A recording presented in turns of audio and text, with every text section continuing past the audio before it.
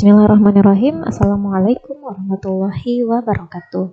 Ya, hari ini kita akan belajar bagaimana caranya kita melakukan scoring menggunakan coding untuk jawaban yang telah kita dapatkan dari hasil pengumpulan data.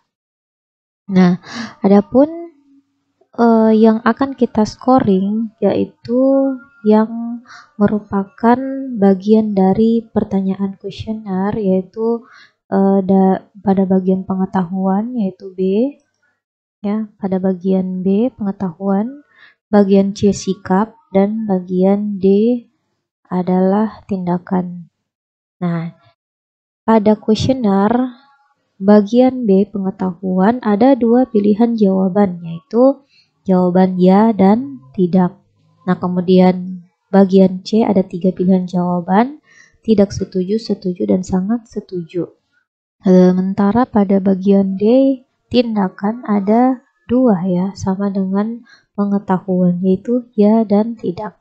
Nah, di mana setiap nomor pada kuesioner kita itu scoringnya itu berbeda ya.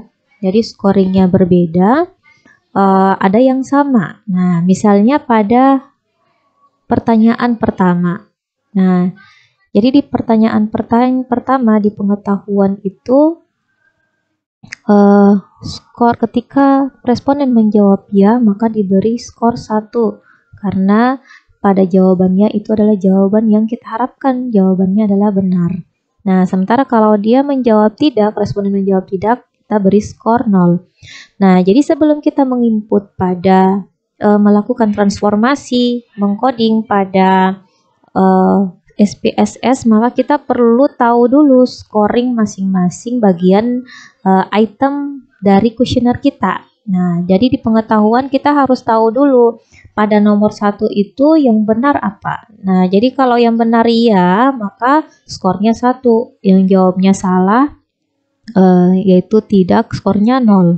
Nah, begitu pula pada nomor selanjutnya. Jadi kita harus lihat dulu ya, skor yang benar itu 1, skor yang salah, jawabannya salah itu 0.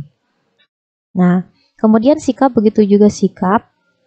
Nah, kita lihat sikap untuk yang skornya untuk pernyataan yang negatif ya, pernyataan yang negatif untuk misalnya ini ya di sikap. Nah, kita lihat di sikap di sini. Kalau kita lihat nomor 1, menurut saya penderita sebaiknya diisolasi untuk mencegah penyebaran penyakit. Nah, jawaban yang benar itu adalah, jawaban yang tinggi nilainya adalah sangat setuju ya, sangat setuju. Jadi kalau dia menjawab tidak setuju, artinya skornya 1. Nah, jadi kalau dalam pernyataan sikap yang memiliki lebih dari 2 pilihan pertanyaan yang menggunakan skala Likert ya, jadi bukan jawaban benar atau salah, skor 1 atau 0, tetapi skornya itu tingkatan ya. Jadi kalau yang paling rendah itu 1, yang paling tinggi 3. Jadi jawaban yang paling diharapkan itu skornya yang paling tinggi. Nah, ini karena ada 3 jawaban, berarti yang paling tinggi adalah 3, yang paling rendah adalah 1. Nah, maka kita harus lihat skornya masing-masing. Nah, untuk pertanyaan 1 berarti yang diharapkan adalah jawabannya sangat setuju, 2 begitu pula sama, 4 dan 7 sampai 7 sama, yang beda hanya pernyataan yang ketiga, yaitu yang paling diharapkan adalah tidak setuju. Nah, kemudian tindakan sama seperti pengetahuan. Nah, di sini kita harus lihat ya bahwa tidak semua yang menjawabnya itu skornya 1. Karena kita lihat mulai dari pertanyaan 7 sampai 17 itu yang menjawabnya skornya 1. Nah, dan kita siap untuk melakukan transformasi data pada SPSS. Nah, kita lihat di data view ya. Jadi langkah-langkah untuk melakukan transformasi data yaitu mengubah jawaban isian yang ada pada pengetahuan, sikap, dan tindakan atau masing-masing variabel itu kita menggunakan menu transform. Nah, caranya yaitu yang pertama, pilih menu transform pada menu di atas, kemudian record into different variables.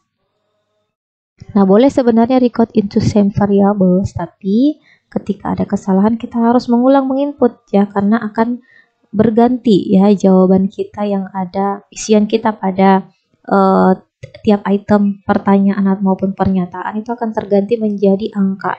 Nah, kalau kita menggunakan record into different variable, maka akan terbentuk variabel baru ya.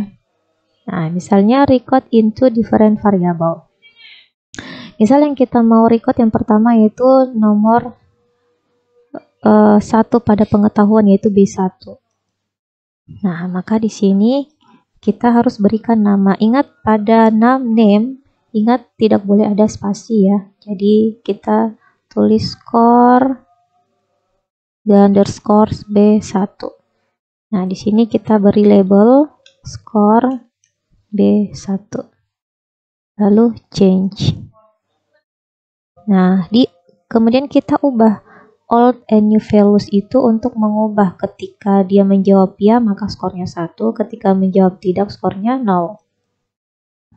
Nah, di value ini adalah isian pada kuesioner yang pertama, misalnya Siska isian yang ini ya, ada ya dan tidak. Nah, maka ketika di nomor 1 menjawab ya, maka nilainya adalah 1, benar. Add, ketika dia menjawab tidak, skornya 0. Add. Lalu continue. Oke. Nah, kita lihat pada variabel view, maka akan muncul bagian akhir variabel baru di kolom name, yaitu skor B1. Nah, ini kita harus ubah desimalnya karena yang kita lakukan ini scoring tidak ada desimal, menjadi 0. Dan values-nya, nah ini values-nya tidak perlu ya. Nah, jadi kita lihat data view. Nah, kita lihat paling ujung. Nah, skornya 1. Nah, kita lakukan transformasi. Nah, begitu pula untuk pertanyaan kedua sampai ke 7 ya, sama prosesnya.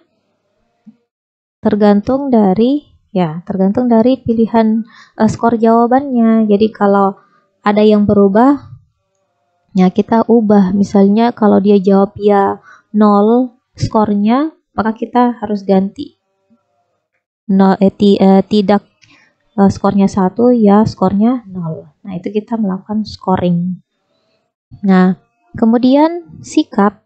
Nah, sikap ini berbeda dengan pengetahuan.